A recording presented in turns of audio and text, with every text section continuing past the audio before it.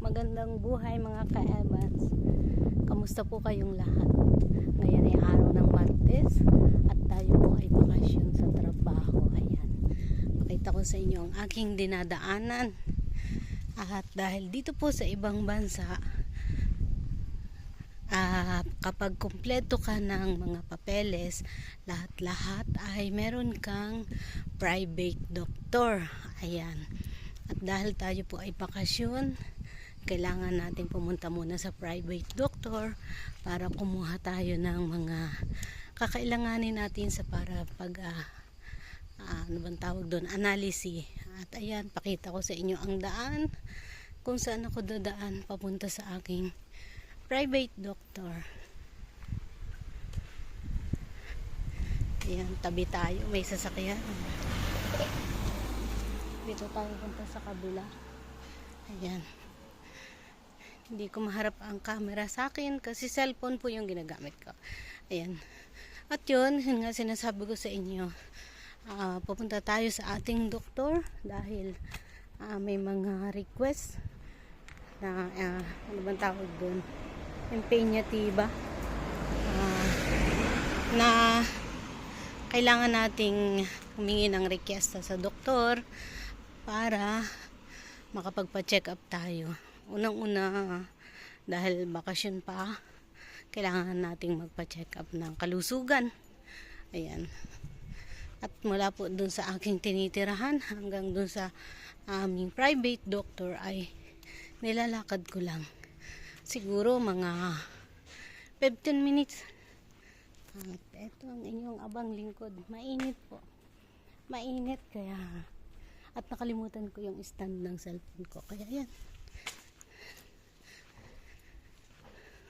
Ayan ang mga itsura ng bahay po dito.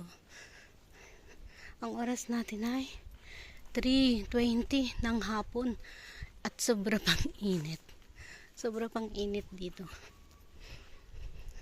Ngayon nga pala pa ay August 26. At ilang araw na lang at tayo ay mag-uumpisa na ulit ng trabaho. At sa ngayon ay nandito na ang ating employer. Pakita ko sa inyo, may Piki di India dito.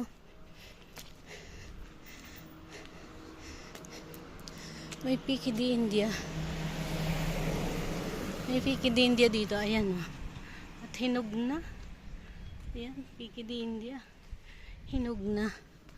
Pero ako, sa tagal ko na dito, hindi ko pa natikman yung prutas na iyan. Sabi nila masarap, pero hindi ko pa siya natikman. Ayan, tayo tuloy-tuloy po sa paglalakad kahit mainit.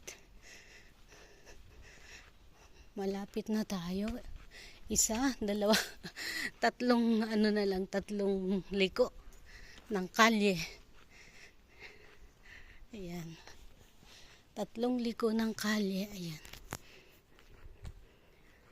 Ayan. Oh, ayan yung mga building dito. Ayun, may ubas at mukhang hinog na siya.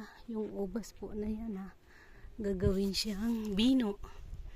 Ayan. Gagawing wine. Nga pala bino, hindi alam. Gagawin siyang red wine or white wine. Ayan. Dito, kaya okay lang na maglakad ako dito. Madalang pa ngayon yung sasakyan kasi nga bakasyon pa ang mga tao. At next week, umpisa na ng datingan, balikan. At second week ay mayroon ng pasok. Ayan. At dito may bunga. Ayan. Hindi ko mapakita kasi may camera din doon. Parang ano siya. Parang suso. Yung, alam niyo yung suso. Ito yung ubas pag maliit pa siya. Ayan. Nakasampay lang sa bako doon yung mga ubas. Yan yung puno ng ubas. Ayan. Ayan, may bunga. Pero mga mura pa. At mukhang nahuli itong ubas na to. Ayan. Dito po ako duman sa gilid na to kasi mas malilong. mas malilom. Ayan. Ayan, isang liko na lang. At malapit na tayo sa ating private doctor. Ayan, kukuha po ako ng requesta, impinyativa ang tawag dito, para makapagpa-check up ako ng tuhod, another x-ray, tapos yung mga bibilhing gamot kailangan din na ihingi ng reseta sa doktor. Mediko ang tawag dito, mediko de base. So yun, kailangan nating humingi ng reseta para makabili tayo ng gamot. Kasi kung direkta tayong pupunta sa pharmacy, hindi tayo pagbibentahan. Lalo na kung ang mga gamot ay mas mga hindi tayo pagbibentahan. Kaya yun, punta tayo para makakuha. At gunahan natin kasi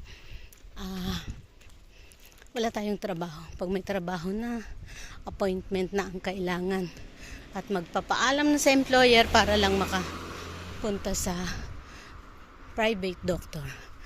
At yan, malapit na po tayo sa ating private doctor. Ayan, tingnan mo itsura ko. O, ayan. Ang init. At yan, malilom na. So, yun. At pagkagaling ko po dito sa doktor na to, may garden dyan. Dyan. Yung may kahoy na yun, yung pine tree. Dyan muna ako mag-stay. At hintayin ko si Mr. paglabas niya ng trabaho. At mamamalingke naman kami. So, ayan. Nandito na tayo sa ating private doctor. Ito yung studio niya. Yan po, yung kulay pula na yan, na may nakasulat na studio mediko. Diyan po ako papasok. Punta ako dyan. Ayan. Ayan. So, mga kaibigan, maraming salamat sa pagsama nyo at tayo po ay nandito na. Hindi ako pwedeng mag-vlog dito. Kaya maraming salamat. Bye bye and God bless you all. Ingat po kayong lahat. Bye bye.